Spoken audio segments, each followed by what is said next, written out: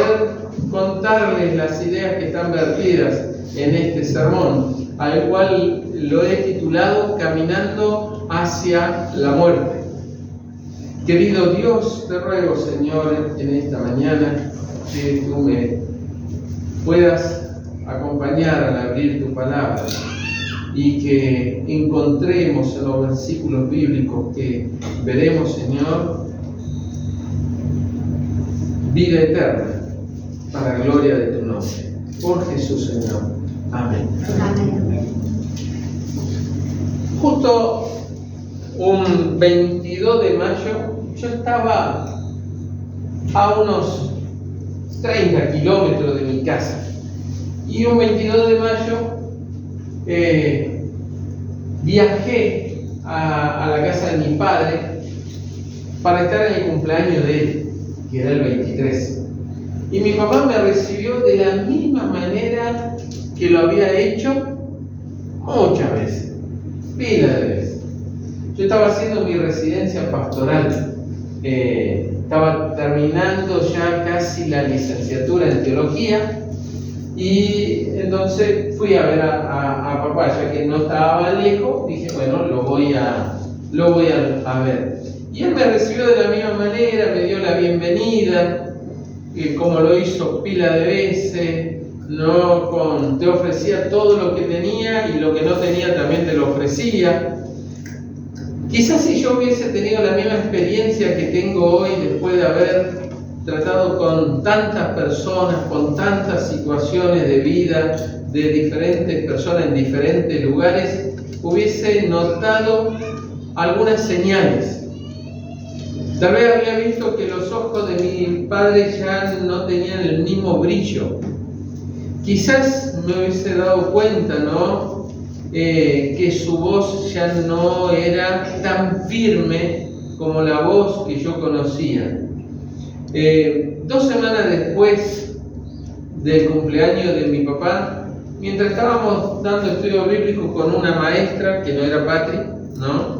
Era otra chica ahí de la zona de Capitán Bermúdez, estábamos dando estudios bíblicos, viene el papá de la chica que era anciano de iglesia y pide hablar conmigo aparte, y yo digo, ¿qué sucedió? Entonces me dice, Antonito, tengo una mala noticia. Tu papá falleció. Se había terminado la vida de mi padre a los 51 años de edad. Mucho por vivir y ya nada para poder hacer. La muerte llega, queridos hermanos, ya sea porque la buscamos o simplemente nos encuentra en algún recodo del camino. No está escrito el día de nuestra muerte, ella solamente llega. Y entonces, cuando estaba preparando el sermón, dije, bueno, vamos a hablar primero de la vida. ¿Qué es la vida?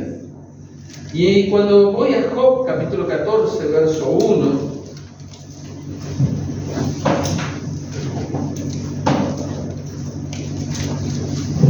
Job dice, el hombre nacido de mujer, corto de días y hastiado de sinsabores, brota como una flor y es cortado, huye como una sombra y no permanece. Entonces para Job, la vida estaba llena de alegrías, pero también de tristezas, lágrimas y dolores. Podía ser hermosa como la flor, pero también marchitarse y echarse al olvido. Una planta tiene su ciclo de vida, germina, crece, se reproduce y muere. Esto nos enseñaron en la escuela primaria, ¿recuerdan? En ese tiempo la planta lucha contra las inclemencias del tiempo, contra lluvias, vientos, sequía, calor, fuego, pero también contra insectos y animales. Todo eso en tan poco tiempo. El salmista, en el Salmo 32, me dice que el verdor a veces se vuelve en sequedad de verano. Si podés hoy, ¿no? Como Santiago, ¿no? ¿Qué edad tenés? 23 años, estar en una etapa hermosa de la vida, ¿no? ¿Cuánto le gustaría tener 23 años? ¿No? A muchos, ¿no? Y a otros no, otra vez, ¿no? Estoy feliz con lo que tengo, ¿no? Pero decir 23 años, vuelvo a aquella etapa, ¿no? En el vigor de la vida. Pero dice que el vigor también se puede convertir en sequedad de verano, ¿no? Porque la vida es eso. En el mejor momento de tu vida puede haber también algunas complicaciones. Por eso la vida está llena de contratiempos. Así es la vida del ser humano. Antes de nacer una persona, lo que está en vivo, ya sabemos que el que va a nacer está destinado ¿a qué? A morir. El que va a nacer no lo sabe, porque no existe, no, todavía no fue gestado, ¿no? Pero cuando la mujer sabe que está embarazada, nosotros también ya sabemos que ese bebé, el día que nazca, también está destinado, al igual que los millones y millones de personas que mueren día a día, está destinado a morir. Vivimos, queridos, para celebrar la vida, para disfrutar de la compañía de nuestros semejantes. Pero la vida diario te va pasando factura. Algunos, como dice el salmista en el Salmo 73:4, no se atribulan por su muerte, pues su vigor está siempre entero. O el mismo Salmo, en el verso 5, algunos son azotados y pasan trabajo, día y noche. Entonces, como vemos, para algunos la vida es vivir, ¿no? Sin sobresalto alguno, sin atribulación alguno. Y para otro la vida es muchas veces tener algunas cuestiones que te sacan de tu eje. En el Salmo 71:20, por ejemplo, el salmista dice: me has hecho ver muchas angustias y males. Salmo 71:20, me has hecho ver angustias y males. Job capítulo 10, verso 1. Job 10:1. Moisés, usando las palabras de Job, ¿no? Escribió: mi alma está hastiada de mi vida, ¿no? Mi alma está hastiada de mi vida. Job 7:1, ahí cerquita. ¿No es acaso la vida del hombre una lucha sobre la tierra y sus días como los días del jornalero? La pregunta se hace Job. ¿Quién de ustedes alguna vez trabajó en una finca donde se plantan ya sea ovides o más que nada trabajar encorvado con un sapín? Muy bien, no en una huerta, muy bien, no en una huerta. Algunos el otro día me preguntaban: pastor, ¿en una huerta? No, la huerta es chiquitita. Hablando de un liño de 100 metros, 150, 200. Hilera se dice en Mendoza. Hilera en Mendoza, exactamente. Y ahí andar con el sapín, ¿no? El sapín se dice asada. Es para el surco. ¿Ah? Que la asada para muchos es algo un poco más grande, el sapín es algo más chiquito, ¿sabían? La asada es más grande, el sapín es una cosita chiquitita, donde vos tenés que andar encorvadito en el surco, ¿no? Ahí en el niño, ¿no? Empezar a sacar el pastito, ¿no? ¿Quién de ustedes alguna vez tuvo la dicha, la hermosura de sacar zanahoria en pleno invierno? con una pala de hierro. Pleno invierno, ¿no? ¿Saben cuál es el momento del día que más frío hace? Cuando va saliendo el sol. Frío. O tener que lavar, ¿cierto? Después de haber sacado con la mano, ¿no? También esa zanahoria, llevarla, lavarla, ¿no? Ay, le digo, querido, hace frío ahí, ¿no? Eso nos pasaba en el colegio, en la UAP, ¿no? En pleno invierno tenía que trabajar ahí. Lagrimeábamos nosotros, ¿no? Era de terror. Y dice el salmista que la vida es como el trabajo del jornalero. Allí, ¿no? Vas viendo que va pasando todo a tu alrededor. Yo me acuerdo, nosotros nos tocaba ir a las 7 de la mañana, 6:30 de la mañana, 6 de la mañana, 5 de la mañana, para ir a levantar fardos de alfalfa. ¿Han levantado fardos alguna vez? ¡Qué trabajo horrible! Están los fardos rectangulares, usted con unos guantes, usted va corriendo detrás del tractor que va haciendo los fardos, ¿no? Y detrás viene el camión o otro tractor, ¿no? Y usted tiene que calzar los guantes en el alambre de los fardos y revolear el fardo, ¿no? Y va revoleando y te va cayendo en la cara todo el pastito seco y no podés pasarte la mano, porque la mano, ¿qué tiene? No, y si usted sacara los guantes, la mano está transpirada, o si no tiene la alfalfa, ¿no? El pasto ahí seco, ¿no? Y usted si se pasa la mano, se raspa todo, entonces no podés. Y no hay tiempo y hay que seguir tirando fardos.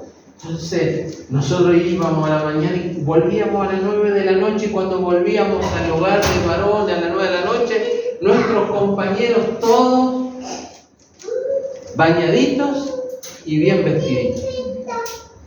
Todos. Una hermosura, una pintita, ¿no? Y nosotros llegando destruidos, ¿no? Y sabiendo que al otro día teníamos que volver otra vez al campo a trabajar. Entonces, dice justamente esto, ¿no? Job dice, ¿no es acaso la vida del hombre una lucha sobre la tierra y su día como los días de quién?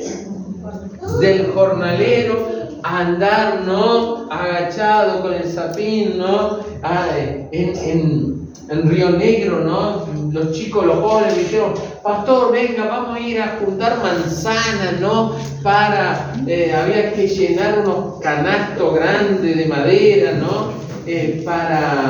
Querían ir a un campamento y nos dieron toda esta finca, pastor, y a juntar manzanas. Y yo le dije, voy a ir a juntar manzanas, voy a sacar manzanas del árbol, de paso voy a comer algunas manzanas, ¿no? No había que juntar manzanas de los árboles, había que andar encorvado juntando manzanas que se habían caído y que algunas la agarraban a mano, ¿no? Y estaban ya todas picadas, ¿no? Y eso era lo que había. Entonces te quedaba todo pegajoso, la mosca, ¿no? Entonces la vida del ser humano, dice Job, es como la vida de un jornalero. ¿Han tenido que hormigonear alguna vez?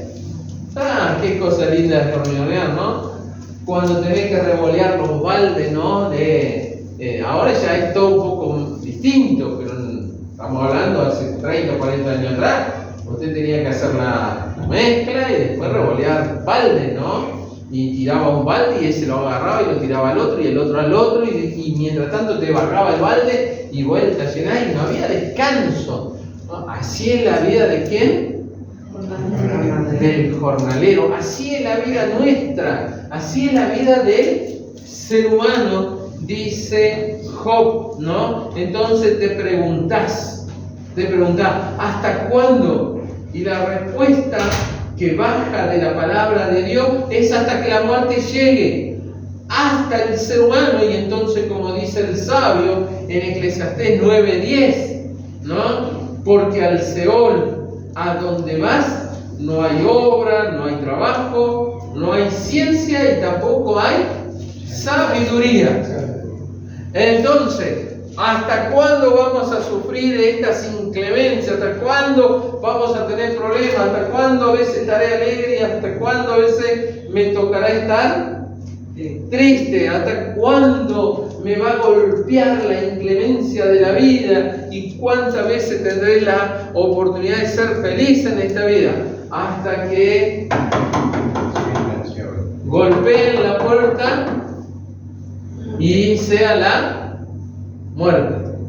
Entonces, cuando llegue la muerte, Eclesiastés dice, entonces ya no tendrás obra alguna, ya no tendrás trabajo y no tendrás ciencia ni sabiduría.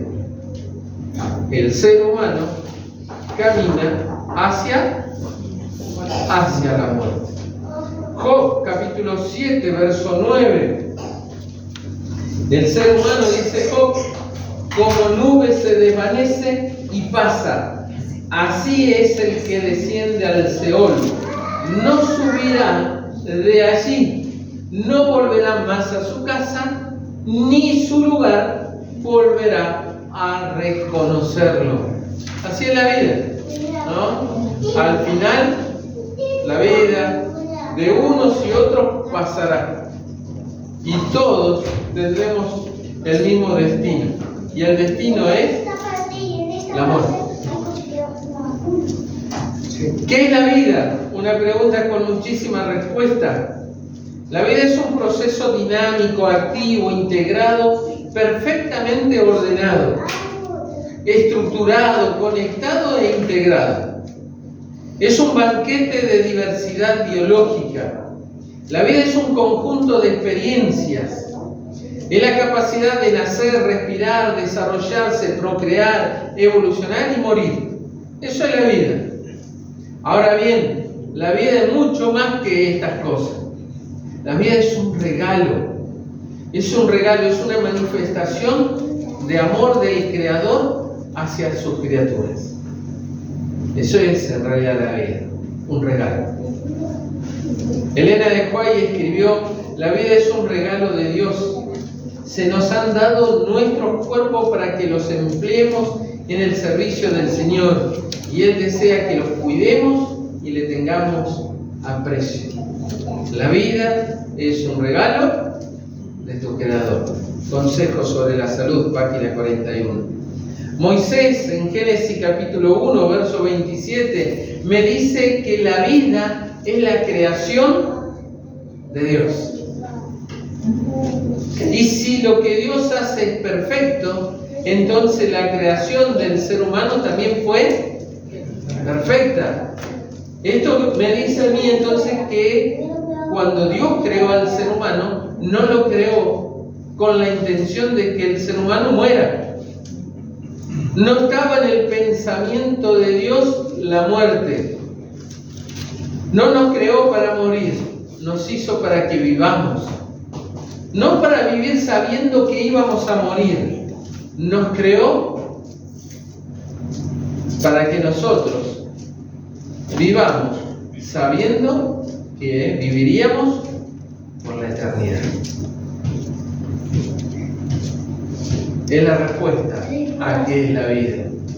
La vida es una creación hermosa de un Dios de amor. El Salmo 139, verso 13, dice el salmista, Señor, tú formaste mis entrañas, tú me hiciste en el vientre de mi madre. El Salmo 71, verso 6.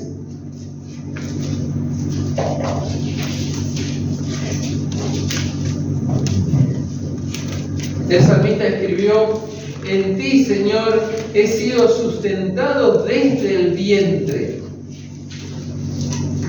Job, capítulo 10, verso 8. Tus manos me hicieron y me formaron, y luego te vuelves y me deshaces, le dice Job a Dios. Pero primero le dice, tus manos me hicieron y me formaron. Job 10:12. Me concediste vida y misericordia. Queridos, el amor de Dios es la garantía perfecta en la vida de cualquier ser humano. No estaba en el plan de Dios la muerte. No era un proyecto de Dios la muerte.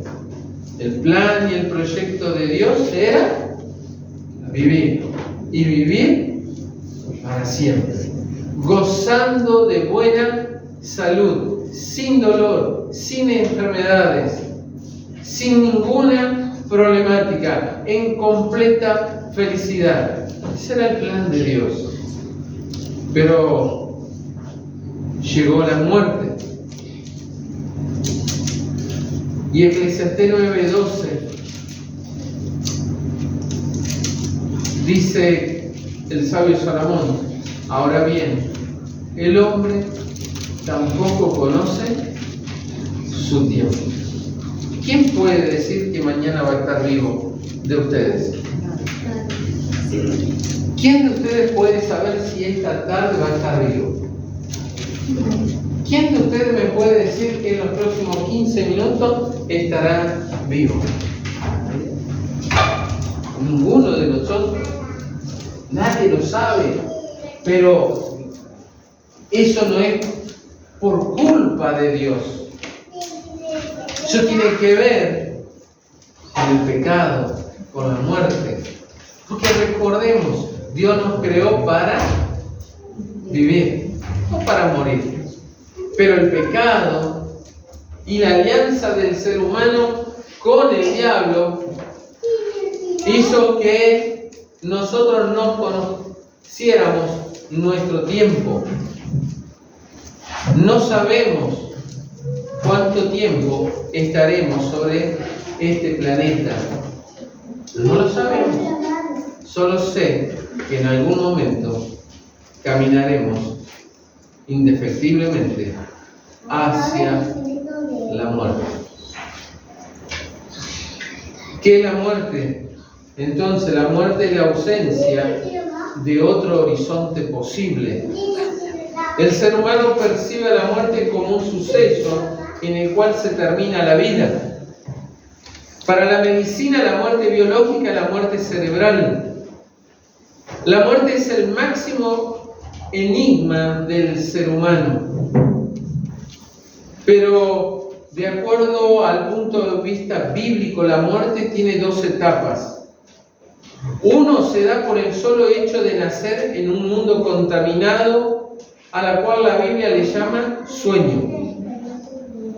Y parafraseando Apocalipsis capítulo 21, verso 4, puedo decir que diría que en este mundo vivimos sabiendo que moriremos, llorando, clamando, enfermos y despidiendo a nuestros muertos. Eso es la muerte para la Biblia. Eclesiastés 9:6. Los que viven saben que han de morir.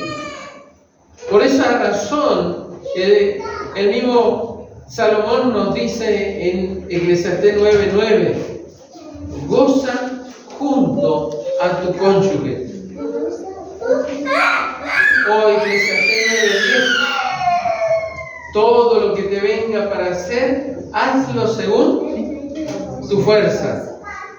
O Eclesiastés 11:9: alégrate de vivir tu juventud.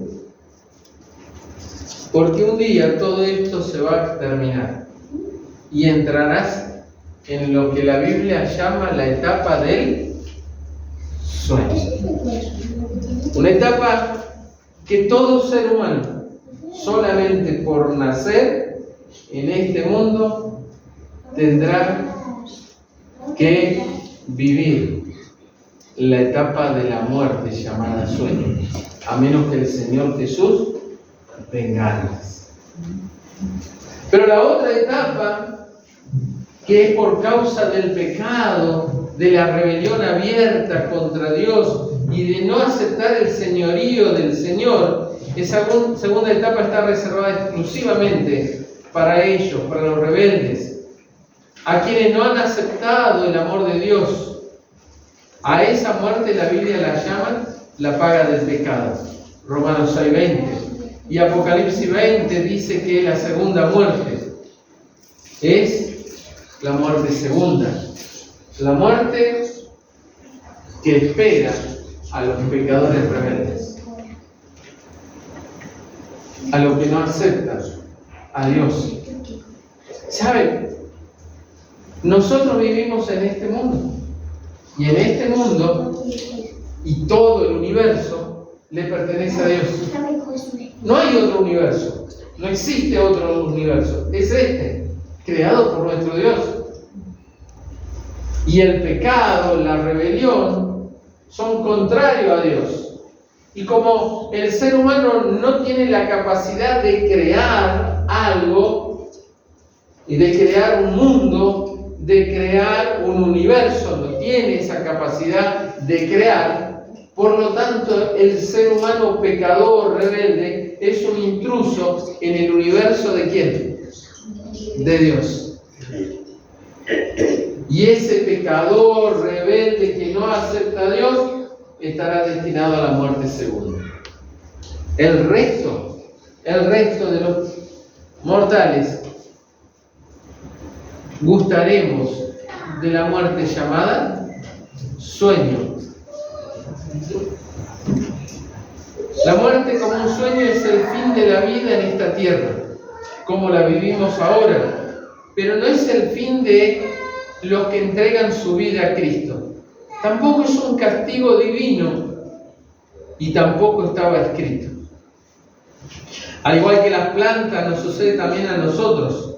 Eclesiastés 9:2 dice: todo acontece a todos de la misma manera. Eclesiastés 8:8: no hay hombre que tenga potestad sobre el aliento de la vida para poder conservarlo, ni potestad sobre el día de la muerte. Debemos comprender, queridos hermanos, amigos, como dice el sabio, que todo tiene su tiempo debajo del sol. En síntesis, el hombre comenzó a morir el día que Dios no le permitió acercarse al árbol de la vida y comer de su fruto por causa de la rebelión. Génesis 3:23-24 dice que Dios guardó el árbol de la vida para que el hombre no coma de él y viviese para siempre. En medio del Edén, dice Elena de White, crecía el árbol de la vida, cuyo fruto tenía el poder de perpetuar la vida. ¿Cómo Dios no me permitís comer del fruto del árbol de la vida? Porque éramos rebeldes. Hasta que un día nos encontramos con el amor de Dios y volvimos a entender que Dios no es un enemigo del ser humano. Entendimos que Dios es el creador del ser humano. Entendimos que Dios envió a su Hijo a este mundo para morir por el ser humano. Y entendimos que un día Dios enviará nuevamente a su Hijo para que el ser humano despierte del sueño y pueda vivir por la eternidad.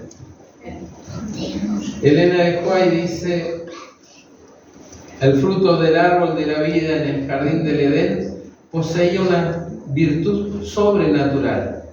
Comer de él era vivir para siempre. Su fruto era el antídoto de la muerte. Sus hojas eran para sostener la vida y la inmortalidad. Pero a causa de la desobediencia del hombre, la muerte entró en el mundo. Adán comió del árbol del conocimiento del bien y del mal, cuyo fruto se le había prohibido tocar. Esta era su prueba. Él fracasó y su transgresión abrió de par en par las puertas de la desdicha sobre nuestro mundo. Nacer, vivir, morir es el proceso natural desde que el ser humano decidió apartarse de Dios. Toda acción tiene consecuencias y la muerte como un sueño y la consecuencia de haber querido dejar a Dios fuera de nuestras vidas. Sin Dios, el ser humano perdió la fuente de la vida. Sin Dios, el ser humano se vio privado de la sanidad. Sin Dios, no puede haber felicidad. Sin Dios, vivimos en un mundo lleno de altibajos. Sin Dios, solo queda vivir lo mejor que podamos en este mundo, pero sin la promesa de la vida después del sueño. La vida de mi viejo, de mi padre, se terminó de un día para el otro. Así se termina la vida de millones de personas, diariamente. Con ellos se va un pedazo de nuestras vidas. Cada persona muere de alguna manera con la muerte de un ser querido. Pero la vida continúa, no se detiene. Y en los vivos está el poder de decidir los pasos a dar. Y si esos pasos serán iguales, peores o mejores de aquellos que nos precedieron y que hoy duermen en el polvo de la tierra. Claro que a vos y a mí seguramente nos gustaría solo por un momento volver a conversar, a acariciar o simplemente ver el rostro de ese ser amado. Pero eso es imposible. Eso es imposible. Solo nos quedan los recuerdos en una fotografía, en un video, porque la mente a medida que suceden los años se va olvidando cómo era la voz, la sonrisa, el rostro, y nos queda solo la esperanza de verlos el día en que Jesús regrese. No debe preocuparnos la muerte como un sueño. Debemos prepararnos para enfrentar ese momento cuando llegue. Y como dice Pablo, la muerte al final de todo para los hijos de Dios es ganancia. Lo que sí debe ser nuestra preocupación mayor es poder estar en comunión con Dios cada nuevo atardecer, sabiendo que después del sueño siempre hay un despertar. Corintios 5:17 dice: las cosas viejas pasaron y aquí todas serán hechas nuevas. Apocalipsis 21:5, el que estaba sentado en el trono dijo: he aquí yo hago nuevas todas las cosas. Apocalipsis 21:4 dice: enjugará toda lágrima de sus ojos. Y ya no habrá muerte, no habrá más duelo, no habrá clamor, no habrá dolor, porque las primeras cosas han pasado. Judas 14 dice: mirad, el Señor viene con sus millares y millares de sus ángeles. Un día Cristo volverá. Y la muerte será algo del pasado. La muerte es eso que nos está guardando en algún lugar. Pero no es el fin. Es solo un hasta pronto. Es el fin de la jornada de luchas, pruebas, lágrimas, risas, alegrías. Es solo el fin de un caminar en esta tierra llena de dolor. Pero como dice el escritor de Hebreos 11:39-40, Dios tiene reservado algo mejor para nosotros. Elena de White escribió: la iglesia es ahora militante. Actualmente arrostramos un mundo en tinieblas, casi enteramente entregado a la idolatría. Pero se acerca el día cuando habrá terminado la batalla y la victoria habrá sido ganada. La voluntad de Dios ha de cumplirse en la tierra como en el cielo. Las naciones de los salvados no conocerán otra ley que la ley del cielo. Todos constituirán una familia dichosa, unida, vestida con las prendas de alabanza y de acción de gracias, con el manto de justicia de Cristo. Toda la naturaleza en su incomparable belleza ofrecerá a Dios tributo de alabanza y adoración. El mundo quedará bañado en luz celestial. La luz de la luna será como la del sol, y la del sol 7 veces más intensa que ahora. Los años transcurrirán alegremente. Por sobre la escena, las estrellas de la mañana cantarán juntas, y los hijos de Dios clamarán de gozo, mientras que Dios y Cristo declararán a una voz que ya no habrá más pecado y tampoco habrá más muerte. Queridos, ¿te estás preparando? ¿Te estás preparando? ¿Para qué? Para caminar no hacia la muerte, caminar hacia la vida eterna. Porque la muerte pasará, la muerte será vencida y nosotros tenemos que prepararnos para vivir por la eternidad. ¿Qué estás haciendo para prepararte para vivir por la eternidad? Y vivir por la eternidad no tiene que ver con algo que tú hagas, tiene que ver con algo que Él hizo por nosotros en la cruz del Calvario. Tiene que ver con algo que Él hace en nuestro corazón a diario. Tiene que ver con una decisión tuya y mía de decirle y de permitir que Dios haga su obra en mí. Todo ser humano camina hacia la muerte. Todo hijo de Dios camina hacia la vida eterna. Ojalá que cuando